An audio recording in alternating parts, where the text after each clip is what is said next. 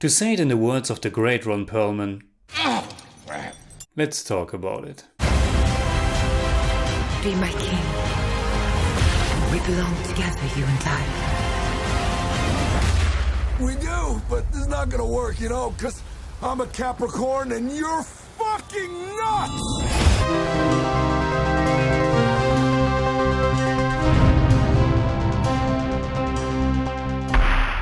Servus Freunde, my name is Jimmy Cage, and after more than 10 years we finally got ourselves a new Hellboy movie. But unlike the first two reincarnations of Mike Mignola's Dark Horse character, the new one isn't coming from Guillermo del Toro and isn't starring Ron Perlman as the reluctant hero. The Hellboy franchise, with the first film from 2004 and the sequel The Golden Army from 2008, has never been that successful at the box office, and it was kind of a wonder they even made a second one. But I believe that it has a small and very loyal fan base that would have loved to see a third film by the same team. Me definitely included. Up until 2 years ago they were still trying to get another one off the ground, but it shouldn't be. Now we get a reboot, simply titled Hellboy again, and the director and lead actor seemed very promising.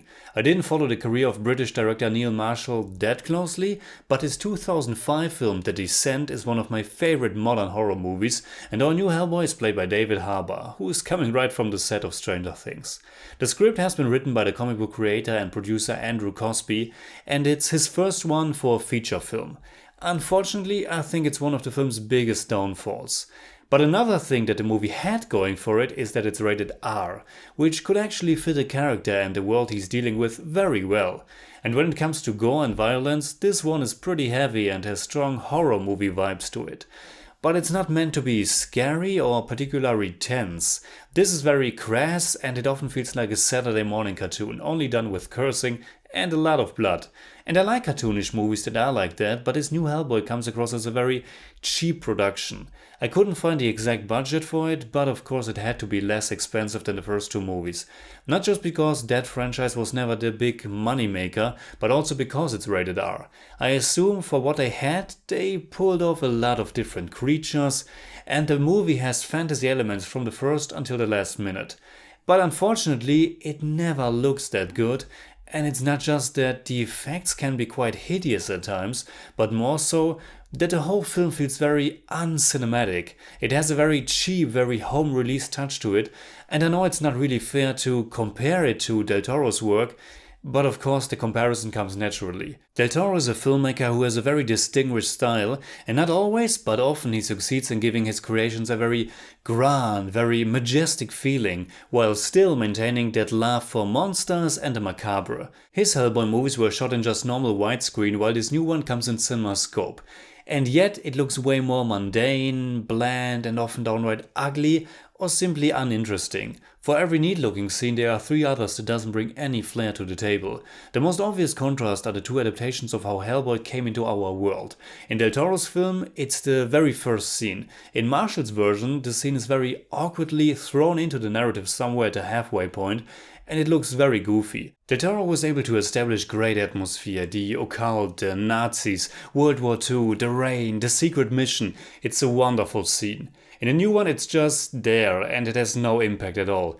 It's also not well integrated into the overall story, and this is my next big complaint with the movie. The story is not that good. It's a classic generic evil guy, or in this case evil queen, that threatens to destroy mankind. The Blood Queen is played by Milla Jovovich, and at least her performance is fun. And it's awesome to see her, but the character itself is very one-dimensional, and the special relationship she has with Hellboy is of course rather obvious, with him being from hell himself, and it never feels as if there's really that big a chance that he will go full evil at any point. But what's worse is the way the story unfolds and moves. It feels very choppy and doesn't come together in a fruitful way. Transitions from one scene to the next often feel forced.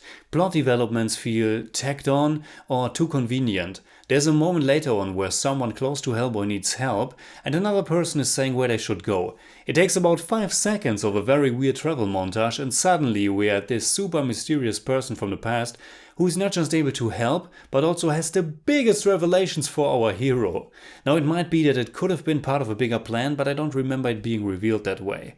There's also one sequence with some kind of witch character that really doesn't have a strong connection to the rest of the story. It's a rather random intermission to get a clue to progress the story further, and the monster design is actually quite cool, but it nevertheless feels out of place, and the movie never goes back to it. After around 1/3 we are being introduced to two side characters who will join Hellboy on his journey. Elise Monaghan, played by Sasha Lane, who is able to talk to the dead, and Ben Daimio, played by Daniel Day Kim, who doesn't trust Hellboy and has some secret of his own, which is already revealed in the trailer. Again, both characters are really shallow and feel as if they could have been interchanged with others without taking that much away from the story.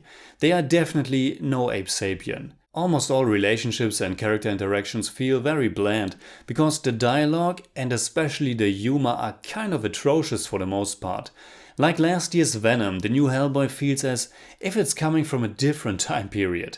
It's very much all over the place. It's goofy, it's brutal, it's ridiculous, and it constantly throws supposedly cool, badass banter and behavior at you, and none of it really sticks.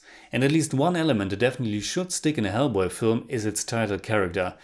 But unfortunately, David Harbour's portrayal can't deliver much, and it's not so much his fault, but that of the screenplay and direction. Now, I'm really not familiar with the comic books, but where Ron Perlman's Hellboy was this brute, always kind of pissed, reluctant hero, he also had a very soft side to him. He cared for little kitties, he was in a difficult relationship with Selma Blair's character, and he also had a clash with his dad, played by John Hurt. Overall, he felt he was misunderstood and he didn't know how to communicate his feelings. He was a big softie with a big heart. And Del Toro's passionate filmmaking aside, this was what gave the film most of its heart. Now the new one doesn't have much heart at all. For that it thinks it is way too cool and edgy, not recognizing how old its whole formula and approach are. Hellboy himself still has the core conflicts known for the character, and again there's this conflict with his father, now played by the great Ian McShane. But as the rest of the film, it's much more played for badass laughs than it is heartfelt. And it also feels kind of thrown in there because the whole origin Rasputin Nazi scene has no real connection to the rest of the film's story. As it is, the character Hellboy is very much reduced to being this badass hero, and I honestly didn't care for him. Now before I conclude, I have to share very important information with you that might very well have influenced my overall experience with the film. Unfortunately, they didn't screen Hellboy in its original English version at the press screening. Instead, I only saw the German dub. So many of my criticisms about the dialogue, humor, and what I took away from David Harbour's performance are tainted by that. I doubt that the humor is suddenly great in the original, but it's very possible that the German dub made it even worse. But all in all, I have to say that Hellboy is a very trashy affair. I would almost call it a train wreck if it weren't for the fact that I kind of appreciate the attempt to make this a more gruesome yet very cartoonish horror superhero movie. But I don't think it really works. At the same time, I wasn't bored with it or angry. I was even kind of entertained by this hot mess. But it was a hot mess, nevertheless, and it would have been awesome to get a better Hellboy film for sure. So in German I'd say, der neue Hellboy ist teilweise echt wie ein Autounfall, bei dem man einfach nicht wegsehen kann. Neil Marshalls Version ist ziemlich gaga, blutig und plemplem.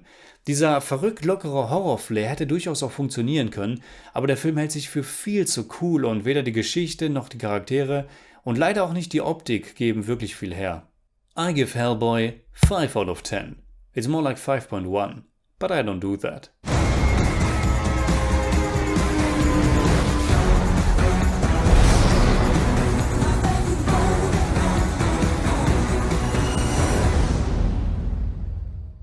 Alright, that's it like always. Comment below and let me know what you think about Hellboy.